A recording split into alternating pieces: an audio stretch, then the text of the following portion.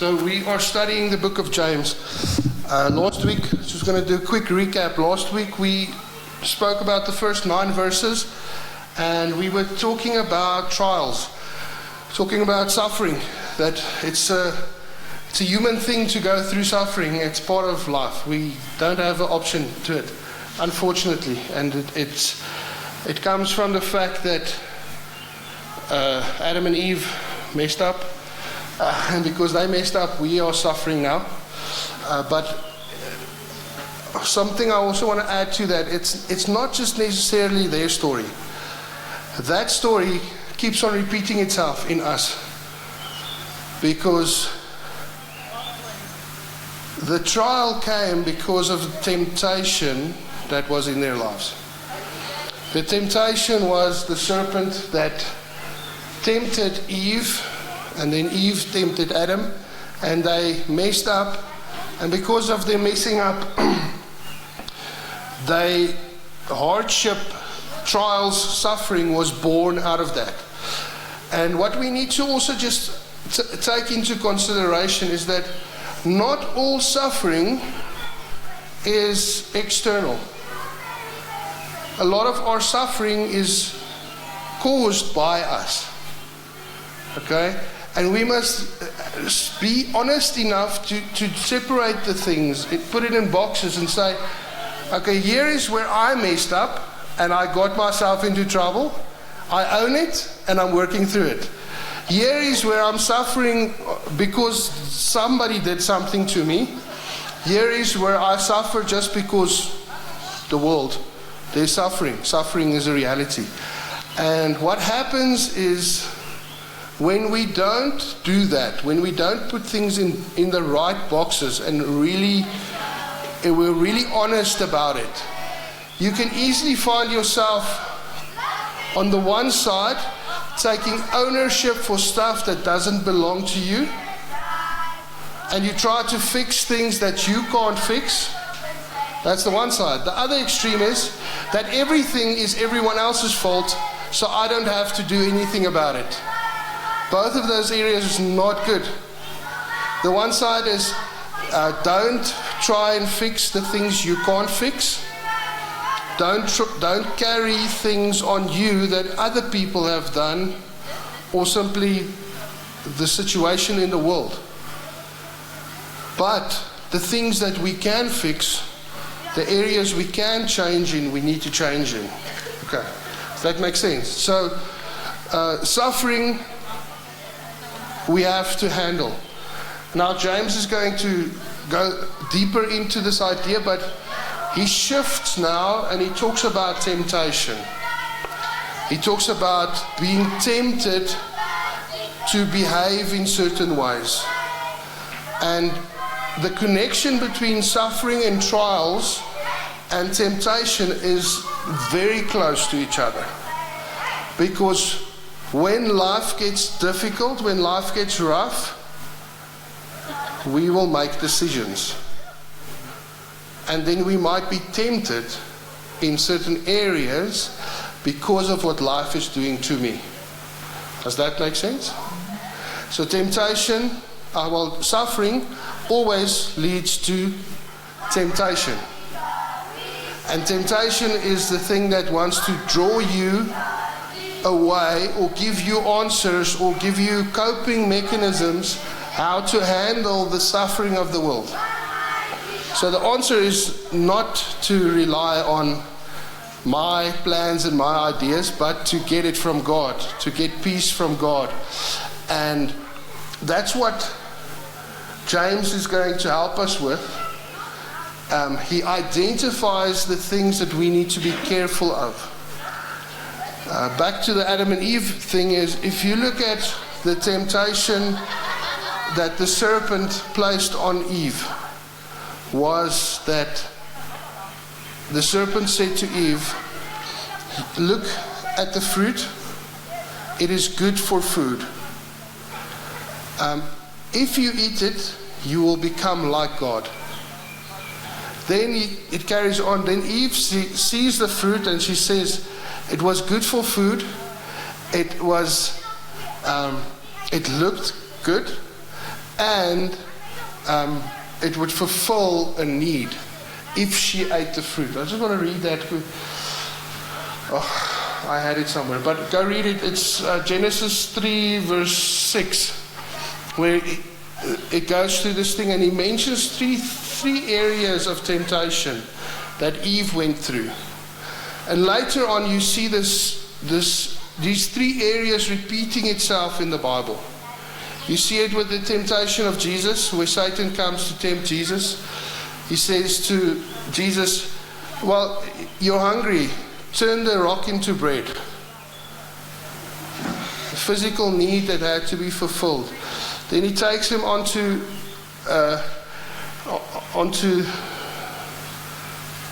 on a roof, I think the roof, and then he says to him, and he shows him the kingdoms of the world, and he says, I will give you the kingdoms. That pride thing. And then he says, well, if you are truly the Son of God, he tests his identity, and he says to him, jump off and the angels will protect you. And every time he was tempted, Jesus turns around the temptation with a different truth. He uses the Bible, the Word, to fight the temptation. So the only way to fight temptation is to have an alternative truth in your life. To have a different answer in your life. Because what happens when life gets rough and I think I can't handle it, I'll find ways to cope. Some healthy ways, others not so healthy. So we say, and it's a very, we are programmed in this way, our brains work this way, that when I live in a state of stress and anxiety, your brain starts functioning on a lesser level. And you start doing things that's not logic. Dat jy maak keuses wat nie sin maak nie. And we spoke about this a couple of weeks back, how we do things and then we ask the question, why do I do these things? Why do I keep on doing these things? And one part is the programming that we have. The other part is that's just how your brain works. If a lion jumps out here now, certain biological things happens to you. Jy moet 'n ander broek gaan aantrek. The other thing that happens is your brain says to your body, take all of the blood available out of the major organs and push it to the limbs. But jy moet hardloop. Or you need to fight. Also what the brain then does is it shifts from logic thinking to instinctive thinking. And they've done these amazing brain scans where they actually see how parts of the brain start switching off and other parts start light up. So when we go through hardship in life, we're not very logic anymore. So what happens is it's fight, flight, so you're going to fight, or you're going to run, or you're going to freeze. That's not intelligent, but that's just what happens. Like, have you ever seen that a kid falls into the pool, the mom shocks, and she can't do anything. She freezes. Computer shut down. Or feed, is the other one. You're gonna fight, flight, freeze, or feed. And so this is an extra one. As ons stres, dan eet ons, nee? But it's actually so true, because what we do is we feed, not necessarily food, but sometimes with other things. We try and cope with the situation, cope with the suffering we go through. So then we feed with external things. So whether it's alcohol or binge watching or food, or we can't cope, so we find coping mechanisms. And that's not good, because mostly it only adds to our problems. It doesn't fix anything. like I said last week, suffering only gets better when we actually face it and we walk through it. Walking through it might be the first step that I identify what is things I can change, what is things I can't change. Changing the things I can change and just accepting the things I can't change. That is a superpower in itself. Because anxiety happens mostly because we are overwhelmed with our situation. And then anxiety goes into fear, it goes into dread, it goes into depression, where you just want to give up. And you get stuck in your head. And then you want to escape and you want to find things that makes you feel better. You want to find things that, even if it's short term, I just want to feel better for this hour or for this day.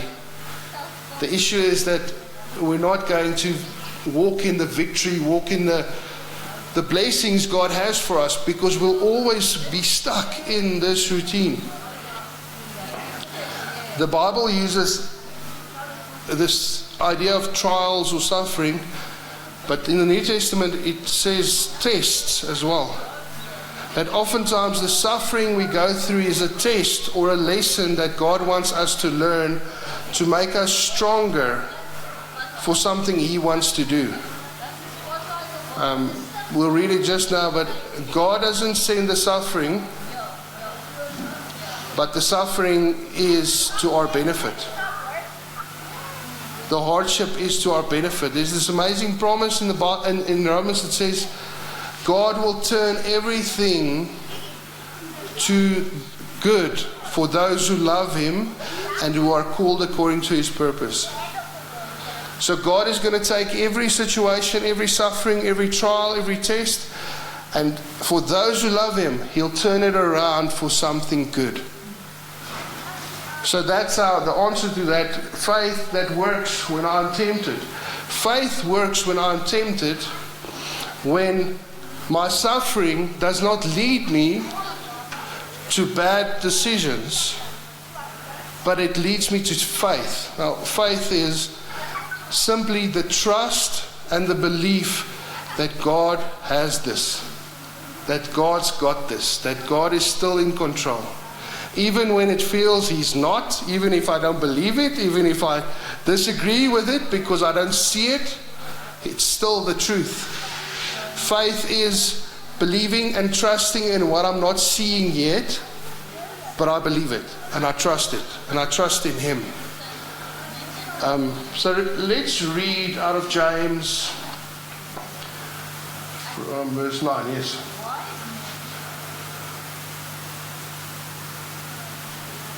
Why do I have a different version? Okay, I'll read it. Let the lowly brother boast in his exaltation, and the rich in his humiliation, because like a flower of grass he will pass away. For the sun rises with its scorching heat and withers the grass, its flowers fails, and its beauty perishes. So also will the rich man fade away in the midst of his pursuits. Okay, so the first thing is joy ain't found in your stuff. And I want to say with that, it's also not found in your lack of stuff. Which is both, once again, two wrong ways to approach life. Joy comes firstly from God, but joy comes from the inside. Joy is a free gift that God gives us, but it's my choice to walk in joy or not to walk in it. And what He's doing here, He jumps directly from suffering, from trials, into this. He talks about rich people. And He says, broer, jou geld beteken niks. It's going to go away. It's going to die.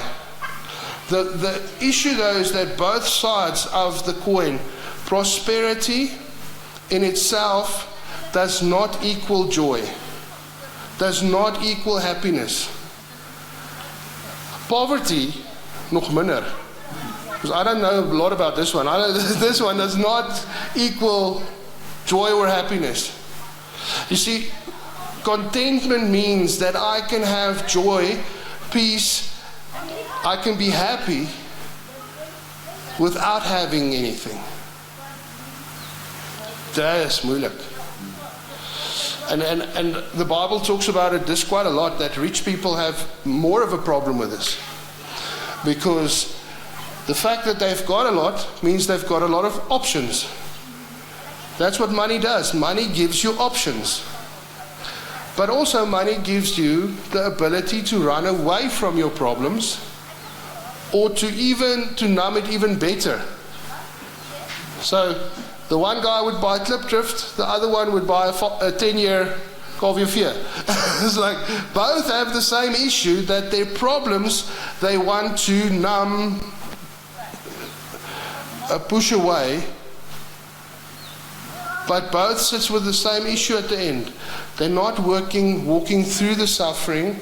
They're not passing the test, so they don't become stronger. So joy comes not from stuff. It doesn't come from your bank account. Your net worth says nothing about your self-worth. That was cool, né? Julle moes dit nie opskryf. Your net worth does not say who you are. Does not determine who you are. Jesus determines who you are. That should be our identity. And when you go through life, the ups and downs and hard things, you're not shaken. Because your identity and who you are is found not in stuff. Your joy, peace, love is not found in physical things. Because as much as I can get more things, as much more things can be taken away. The thing that gave me joy last week breaks this week. The car that I love keeps on breaking. And it's like, I hate this thing so much now. When I got it, I loved it. And physical things can never be our source of joy. And so the temptation, okay, so, and then we are tempted in a lot of, okay, sorry, ek haak vas. As jy so stil vandag.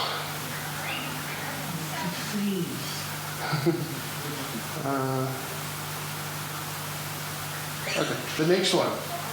Joy and found in your sin.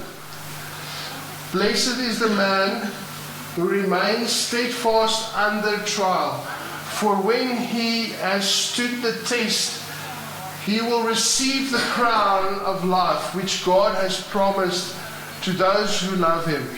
Let no one, when he is tempted, let no one say when he is tempted. I am being tempted by God. Sorry. No. For God cannot be tempted with evil, and he himself tempts no one. But each person is tempted when he is lured and enticed by his own desires. Then desire, when it has conceived, gives birth to sin. And sin, when it is fully grown, brings forth death. So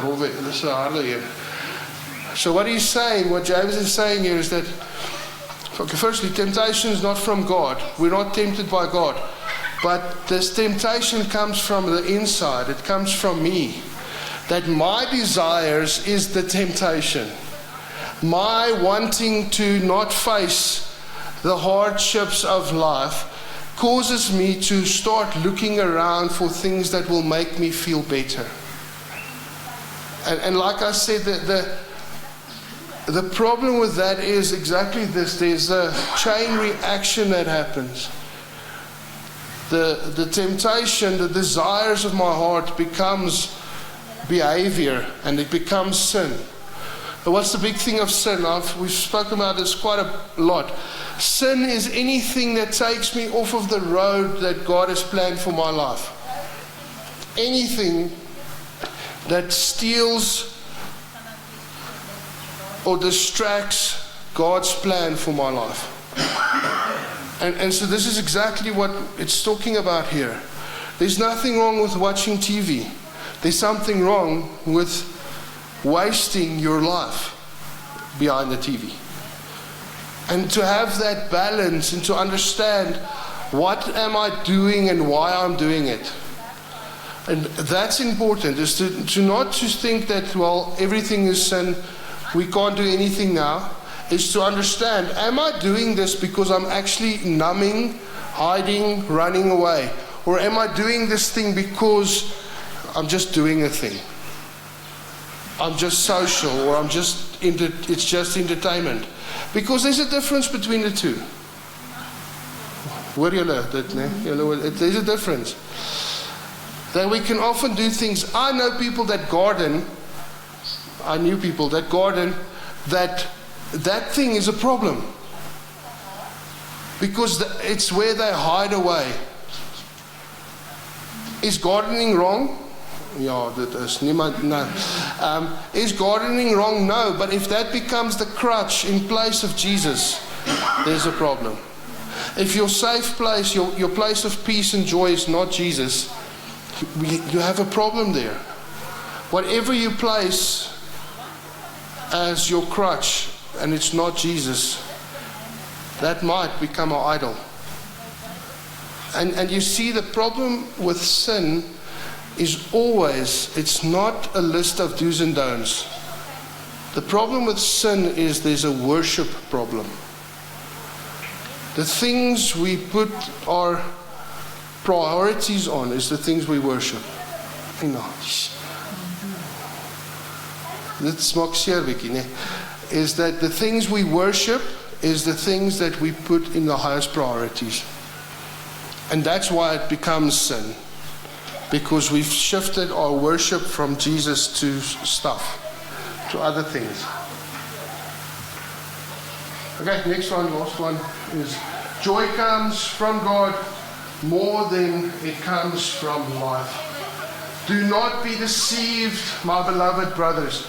Every good gift and every perfect gift is from above, coming down from the Father of lights, with whom there is no variation or shadow due to change. Of his own will he brought us forth by the word of truth, that we should be a kind of first fruits of his creatures. My translation says creation. And this is so good to know that this confirmation that God is a good Father and good things come from him. Good gifts come from him. And the promise is the joy, peace, and fulfillment comes from the Father, not from life. And we are constantly looking for fulfillment, for peace, for the good things of life in life. But that's why we're not finding it, because we only find them in Jesus. And when we redirect our lives back to Jesus, we become, and you know what first fruits is basically what the Israelites brought as a tithe to the temple, as a sacrifice. So they would, when it was harvest season, the first fruits, the best 10% of the fruits was brought as the sacrifice for God. But what he's saying here is that God is busy using us to become that sacrifice. That we are becoming the best. We are becoming stronger because he's busy with us. And I say this, that everyone suffers equally. Nee, it's nie waar nie. Some people really suffer more than others. But whether people are saved, Christians or non-Christians, all suffer. All go through really hard things. The sad thing is this: God is going to turn my suffering into something good. You just suffer for the sake of suffering. And how amazing is that? That the promise is, even though we are going through stuff, even though I'm tested and I'm tempted and I'm trying to survive, trying to cope, even in that, God is saying, stay in my hand. You might be tempted, you might even make bad decisions. Just stay in my hand. The amazing thing once again with sin is people don't like it when we talk about sin. But it's so important, because a good father wants good things for his kids.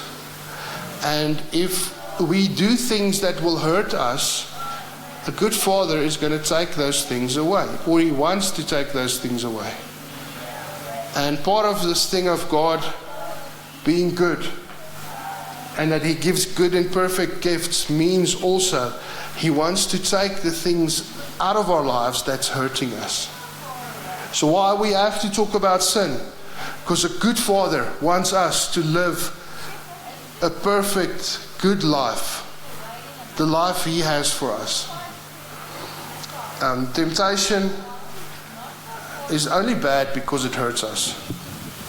Sin is only bad because it hurts us. And when we start realigning our lives back, repenting and confessing, we are busy, slowly but surely, some of us take longer, to realign back with Jesus. So let's do that. Let's be careful for temptations. Be careful for watch. And I think this is important. Just ask that question. Why do I do this? Is there maybe something deeper, something hurting, and that's why I'm doing this? Because suffering causes temptation.